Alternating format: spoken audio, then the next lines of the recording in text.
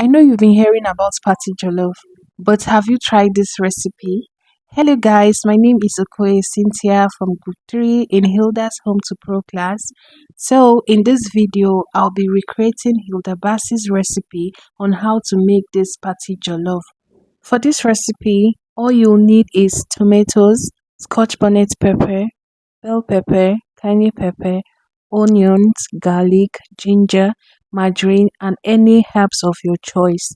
Set this in an oven and allow it to roast in medium heat for 15 to 20 minutes. Then go ahead to blend it.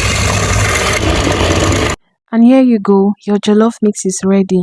Then proceed in spicing your meat with your pepper mix, seasoning, salt, onion, and any other spice of your choice.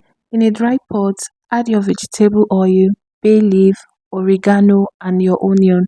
Stir this up and add your tomato paste. I use Gino. You can use any other if you want. I like Gino.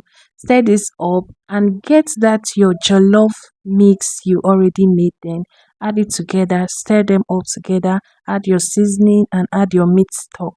Then proceed in adding your rice. While making this, I just remembered when I was much younger.